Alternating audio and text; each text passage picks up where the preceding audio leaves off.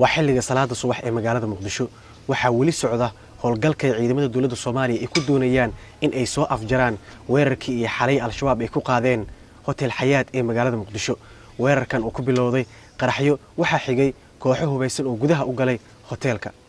al-shabaab ayaa sheegtay mas'uuliyadda weerarkan war ay ka soo saareen waxa ay ku sheegeen in xubno ka tirsan